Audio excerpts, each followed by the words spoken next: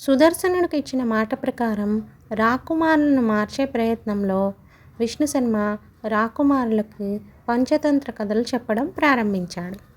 అనగనగా ఒక అడవి. ఆ అడవిలో ఓ మర్రి చెట్టు. ఆ చెట్టు మీద ఎన్నో పక్షులు ఉంటున్నాయి. ఆ పక్షుల్లో ఒక కాకి కూడా ఉంది. దాని పేరు లఘుపత నకం. అలా ఉండగా ఒకరోజు తెల్లవారుజామునే వేటగాడొకడు అడవిలో నూకలు జల్లి వాటిపై వలపన్నాడు. వలపన్ని చెట్టు చాటుగా దాక్కున్నాడు. తెల్లగా తెల్లారింది. పావురాలు కొన్ని ఆకాశంలో ఎగురుతూ కింద భూమి మీద నూకల్ని చూశాయి. ఆకలి అనిపించింది వాటికి. తినాలని ఆశపడ్డాయి. కిందకి గుంపుగా దిగసాగాయి. ఎక్కడికి అని అడిగాడు చిత్రగ్రీవుడు. అతను ఆ పావురాల రాజు. కింద నూకలున్నాయి, తిందాం అన్నాయి పావురాలు. ఆగండి ఆగండి హెచ్చరించాడు చిత్రగ్రీవుడు. ఆగాయి పావురాలన్నీ. తొందరపడొద్దు. మనుషులే కనిపించని ఈ అడవిలో నూకలు ఎక్కడి నుంచి వస్తాయి? ఇందులో ఏదో మోసం ఉంది. వద్దు, మనం ఆ నూకల కోసం ఆశపడొద్దు అన్నాడు చిత్రగ్రీవుడు. ఇలా ఆశపడే పూర్వకాలంలో ఒక బాటసారి పులి నోటికి చిక్కి మరణించాడు అన్నాడు. అలాగా? ఆశ్చర్యపోయాయి పావురాలు. అవును, మీకు ఆ కథ చెప్తాను వినండి అంటూ కథ చెప్పసాగాడు చిత్రగ్రీవుడు. ఓ పెద్ద చెరువు ఉంది. ఆ చెరువు గట్టున ఓ పొద ఉంది. ఆ పొదలో ముసలి పులి ఒకటి నివసిస్తోంది. గట్టు మీద నుంచి ఓ బాటసారి పోతున్నాడు. అతన్ని చూసింది పులి. ఇదిగో అని కేకేసింది. పిలుస్తున్నది ఎవరా అని చూశాడు బాటసారి. పులి పిలుస్తోంది. భయపడ్డాడు అతను. భయపడకు, చూసావా నా చేతిలోని బంగారు కడియం? దీనిని నీలాంటి పుణ్యాత్ముడికి ఇవ్వాలని కోరికగా ఉంది. అందుకే పిలిచాను. చెరువులో స్నానం చేసి శుచిగారా, ఈ బంగారు కడియాన్ని తీసుకో అంది పులి. బంగారు కడియాన్ని వేళ్ల మధ్య ఉంచి ఆడించసాగింది. బాటసారి కడియాన్ని చూశాడు. బాగుందది, మెరుస్తోంది, మంచి బంగారమే, అనుమానం లేదు. అయితే కడియం కోసం పులిని నమ్మి దగ్గరగా వెళ్తే ఇంకేమైనా ఉందా? తనని తినేదు అనుకున్నాడు. అయినా బంగారాన్ని వదులుకోలేకపోతున్నాడు. ఓ పక్క ప్రాణం, మరో పక్క బంగారం. ఏం చేయాలో అంతు చిక్కట్లేదు బాటసారికి. ఆ అంతు చిక్కని స్థితిలోనే పులితో ఇలా అన్నాడు బాటసారి. నువ్వేమో క్రూర జంతువువి, నేనేమో మనిషిని. నీ దగ్గరికి రావాలంటేనే భయంగా ఉంది. నిన్నెలా నమ్మని చెప్పు? అతనికి ఆశను కల్పిస్తున్నట్లుగా కడియాన్ని గాల్లోకి ఎగరేసి అందుకుంది పులి. బంగారం కోసం ప్రాణాన్ని పలంగా పెట్టలేను. నీ దగ్గరికి రాను, రాలేను అన్నాడు. నువ్వు అన్నది నిజమే. నేను క్రూర జంతువునే. నన్ను చూసి నువ్వు భయపడటంలో తప్పులేదు. అయితే యవ్వనంలో నేను చాలా పాపాలు చేశాను. ఎన్నో జంతువుల్ని, ఎందరో మనుషుల్ని పొట్టన పెట్టుకున్నాను. చేయరాని పనులన్నీ చేశాను. ఆ పాపాలను పోగొట్టుకునేందుకు ఈ కడియం. దీన్ని నీలాంటి పుణ్యాత్ముడికిచ్చి పాపాన్ని కడిగేయాలని నా తాపత్రయం. అర్థం చేసుకో నన్ను అన్నది పులి. అయినా ముందుకు అడుగు వేయలేకపోయాడు బాటసారి. ముసలిదాన్ని, లేవలేను, పరిగెత్తలేను. చేతిగోళ్ళు కాలుగోళ్ళు రెండూ మొద్దుబారిపోయాయి. పళ్ళు ఊడిపోయాయి. కళ్ళు కూడా సరిగ్గా కనిపించడం లేదు.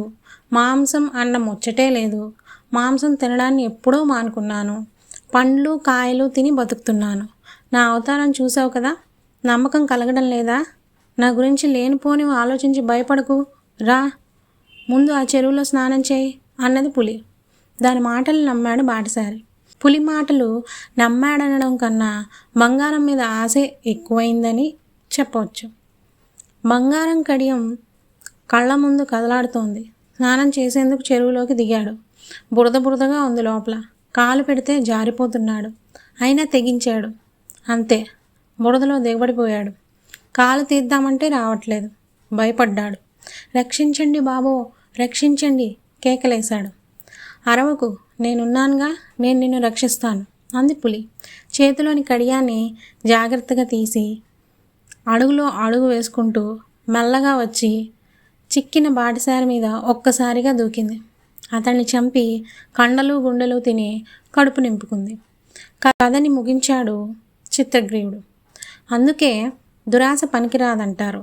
దురాశకు పోతే ప్రాణాలే బలి పెట్టాల్సి వస్తుంది. అడవిలో నూకల కోసం ఆశపడితే మనకి అదే గతి పడుతుంది. అందుకే వద్దంటున్నాను అన్నాడు చిత్రగ్రీవుడు.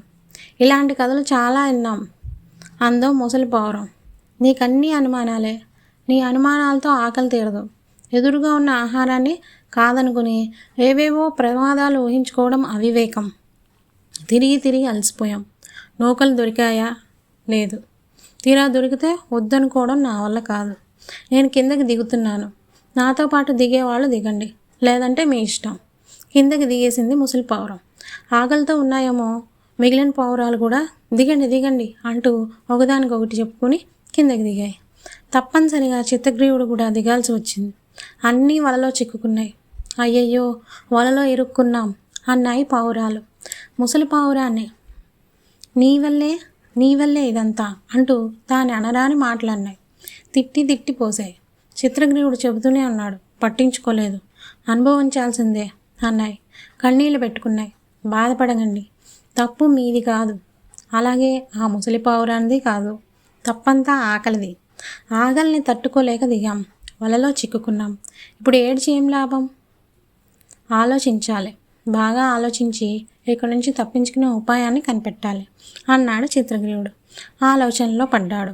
ఇంతలో దగ్గరగా వస్తున్న బోయను చూసి ముసలి పావురం గగ్గోలుగా అరిచింది. అడుగడుగో, బోయ వచ్చేస్తున్నాడు, చూడండి చూడండి. చూశాడటు చిత్రగ్రీవుడు. చూస్తూనే ఏదో ఆలోచన తట్టినవాడే పావురాలతో ఇలా అన్నాడు.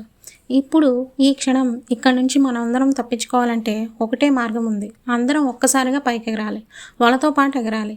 ఎగిరితే బోయ నుంచి మనం తప్పించుకోగలం. దీన్నే ఐకమత్యం అంటారు. ఐకమత్యాన్ని మించిన బలం లేదు. ఏమంటారు? నువ్వెలా చెబితే అలాగే అన్నాయి పావురాలు. నేను 1, 2, 3 అంటాను.